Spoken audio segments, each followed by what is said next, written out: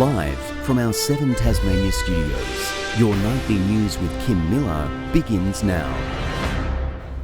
Good evening. First tonight, experts have made a dire prediction for Tasmania's economy. It may take close to another 2 years to fully recover from the effects of the pandemic. Border closures and mass tourism losses have been identified as the main causes for the state's poor recession figures, as One Town unveils a grassroots plan to support struggling businesses. In the eyes of industry heads, Georgetown businesses are managing to keep their heads above water. They have adapted, they are surviving. But as the border lockdown strangles the tourism sector, the question is how much longer can they hold on? It's going on a lot longer than anyone anticipated, and there are going to be some pretty big hurdles that they have to jump. The Chamber of Commerce taking the economic rebuild into its own hands, partnering with Bell Bay Aluminium to create Spend Local gift cards. There are 35 stores in Georgetown and the outlying areas. The first step in a long road to recovery after yesterday's harrowing news of Australia's worst recession in 90 years. Here in Tasmania, the figures are not flattering. State final demand fell by 7.4%. And neither is the outlook. Not be before the second half of 2022, before the level of economic activity gets back to where it was. The unemployment rate also set to soar when both JobKeeper and JobSeeker end. Social services groups fear women and young people are the most vulnerable. These are the groups that have been most affected by the pandemic and are overrepresented in tourism and hospitality. Cafes, hotels and restaurants plummeted by 62% as a result of COVID-19 restrictions. This is affecting people's lives and livelihoods, and right now there are many thousands of Tasmanians out of work. Though amid the doom and gloom, experts can practically pinpoint the exact moment things will begin to look up. December 1, the date borders reopen. Then, at least in the lead up to Christmas, we should see some resumption of the tourism trade, which will be a positive for Tasmania. Garth Burley, 7 Tasmania News. Tensions are brewing between Tasmanian landlords and tenants over restrictions to increase rental prices. The union says further extensions would relieve stress off struggling renters, but one property owner says he's losing hundreds of dollars a month. More headaches from COVID-19. This landlord says he's feeling the pinch with new pandemic rental rules now impacting his livelihood. I've been under renting my units. I've had them valued at the moment $100 a week under what the rent should be. So I've been looking after them and now I'm being very penalised. Earlier this year, a pause on rent increases and evictions was introduced to help ease the coronavirus burdens for tenants. That's set to expire by the end of the month. But this self-funded retiree is one of many landlords pleading for those rules to be scrapped entirely, saying they're unfair. And I thought the time limit was going to finish in June, and then it's been extended to September. And if I go past September till November, I'm going to be down the drain that fast, not funny. I feel if they keep going with this moratorium, we're going to find that more and more investors are just going to want to sell, and then we have more tenants without homes. On the other hand, unions want the bans extended even further to keep vulnerable tenants with a roof over their head. The moratorium needs to be extended to provide peace of mind to those tenants and ensure that throughout the upcoming holiday period, Christmas and the holidays, that they don't have this stress on their mind. While also urging tenants to continue to do the right thing. We believe that those tenants should continue to have a roof over their head and wherever possible should be talking to their landlords about paying back any rent owing. In a statement, the government said it's considering all options and will have more to say very soon. Ruby COMMANE, 7 Tasmania News. Concerns are growing over soaring power bills many Tasmanians are continuing to receive in the mail. During the state's lockdown, power usage surged in April and May as more people stayed in their homes. At the time, Aurora Energy was only estimating customers' power usage rather than taking readings. Customers are now receiving bills totalling thousands of dollars as those readings return to normal. Labor calling once again for extra government relief to protect consumers from bill shock. Tasmanians did the right thing. They stayed at home, they schooled from home, they worked from home, and now many Tasmanians who are losing their jobs, who are on JobKeeper, are now struggling to pay their energy bills. We're finding that a lot of customers at the moment are receiving larger bills. We have a range of measures in place. The government says $4 million of support is still available to help customers needing assistance. Investigations have confirmed a fire which broke out at a commercial laundry in Moona this morning started when a pile of tea towels overheated after being removed from a dryer. Crews were called to the property on Main Road around 5:30 after a passerby reported smoke coming from the building. The fire caused only minor damage and no one was injured. Labor is calling for more action on solving traffic congestion throughout Launceston. Leader Rebecca White says progress to upgrade the busy Charles Street Bridge has slowed and it's starting to impact commuters. She says it's one of many infrastructure projects where the government is lagging behind. The government needs to detail why there's been a delay, but most importantly, get on with the job of fixing the Charles Street Bridge, which is causing major headaches for commuters in Launceston. The government says the 5-year project is well underway and is already improving the safety and flow of traffic in Launceston. Workers on a redevelopment at Tasmania's oldest army barracks have made a historic discovery with graffiti from the 1840s found on the walls. Experts say the marks date back to when Anglesey Barracks was used as a military prison to install discipline into wayward soldiers. These humble bricks are a gateway to Tasmania's colonial past. Builders working at Hobart's Anglesey Barracks recently making a major discovery in the former wagon storage building. Graffiti from British soldiers found on these historic walls. The first instance was we were quite excited, like everyone would be, I think, to come across a piece of history like this. We're very lucky. This has been protected by the engineer wagon line, so the wall itself has lasted extremely well. Letters, initials and regiment numbers all discovered, carved by serving soldiers who once policed Tasmania. Military historians tracing it to the early days of settlement. It was members of the 99th Regiment of Foot and the 14th Regiment of Foot who were colonial British soldiers that were garrisoned here from the 1840s through to the 1870s. The walls once forming an exercise yard for a military prison.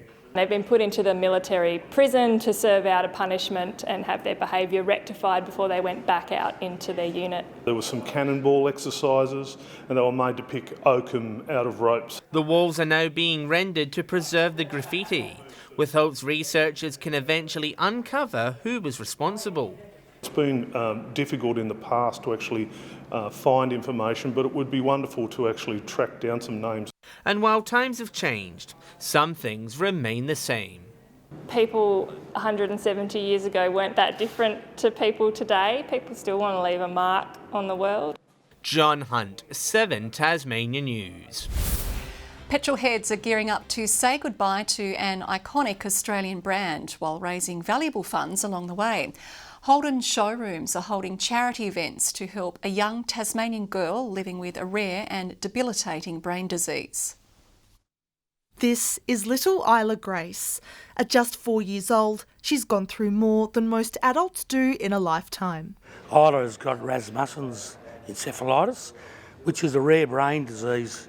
There's only 12 cases in Australia in 30 years. In the month just gone by, August, Isla has had 404 seizures. Isla's family teaming up with Variety Tasmania to help raise money for her recovery after undergoing complicated surgery.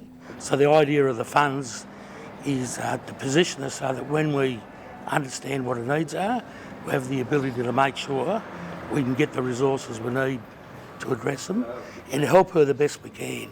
There is a chance that she will have partial paralysis and a vision impairment, and the family's going to need a lot of support. Multiple charity events are being held at Motors showrooms across the state. Donations taken from these Holden Musters, showing off an impressive display of vintage and iconic cars as the brand hits the end of the road. She really needs our help, the family needs our help, so we're trying to raise $80,000 is our target. She's got a strong spirit, she's a strong little girl or a strong woman. And I reckon that's all going to put Isla in a good place.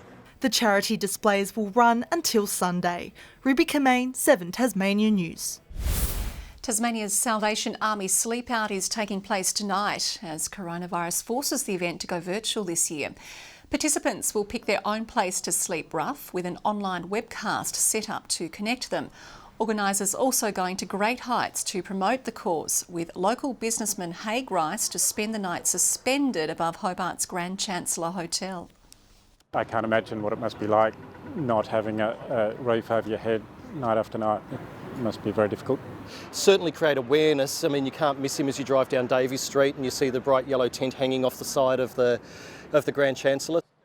The Sleep Out has already raised more than $42,000 for the Salvo's Street at Home outreach program. Saturday is gearing up as a blockbuster in the TSL, with Clarence looking to make amends after last weekend's loss to Glenorchy. They'll face a rampaging Lauderdale side, which is aiming to make it 3 wins on the trot. Both sides admit every win is valuable this year. It's good for the comp, I reckon. Well, we haven't had this for a few years where there's a game between 3 or 4 clubs and everyone's fighting for that last position or last 2 positions. This is to stay in the finals race, same with Clarence, so it's a big game to be had out there. The match kicks off at 1:30 at Richmond Oval.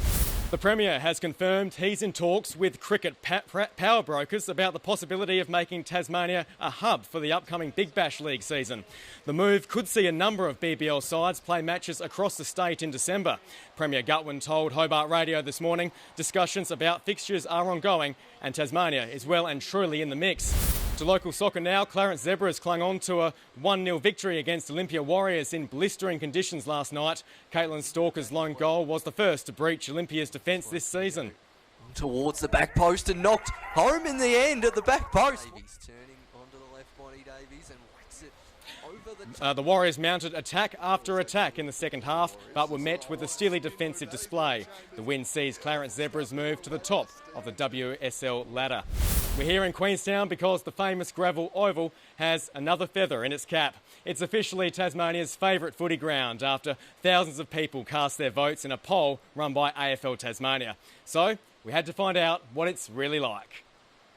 When it buckets with rain, Queenstown Oval looks like it's about to wash away, but the locals say playing on gravel is still easier than playing on grass. Just like you can judge the ball real well, it's nice and hard. It's not going to slide like it does on the grass. Bounces where you want it to bounce. The surface was chosen because of the area's high rainfall. Today was no exception. Scrapes and scratches are common souvenirs for visiting teams when they're game enough to go to the gravel, that is. There is a bit of a famous saying that opposition teams, blokes who don't work on a Saturday, magically have to work on a Saturday when they have to come to Queenstown. And if there weren't enough hazards already, there used to be a bike track around it too.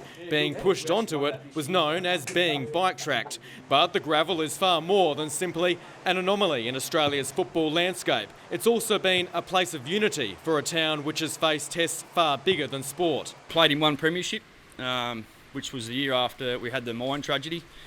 All the boys got together and said, we're going to have a crack 2014, and we had a crack and we actually got over the line. So it was an emotional year, emotional game and emotional week on the beers after it. The ground has had a rest recently. The league the Queenstown Crows play in, the Darwin Football Association, was called off for the season. But this central piece of the West Coast community will be back with its new title as Tassie's favourite. I can already see the sign out the front of the ground saying Tasmania's favourite football ground.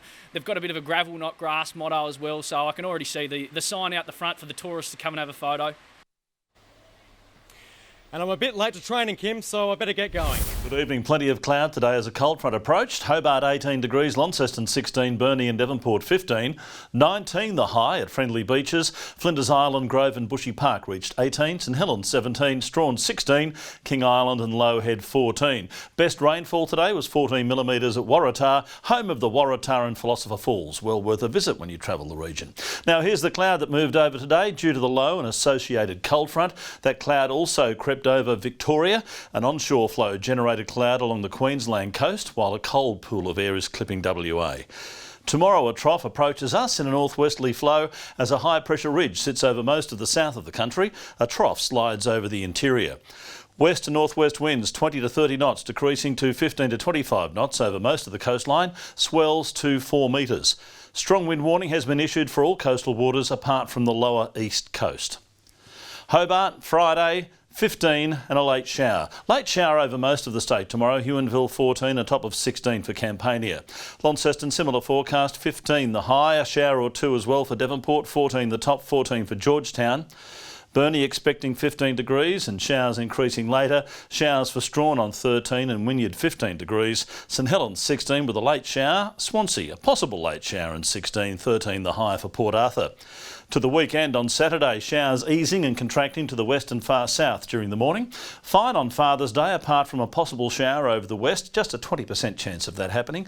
And on Monday, fine until a shower develops over the west later in the day.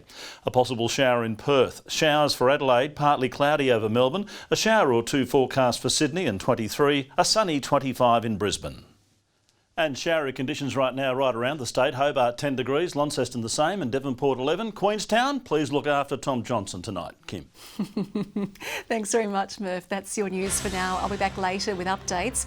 Thanks for joining us tonight. Good night.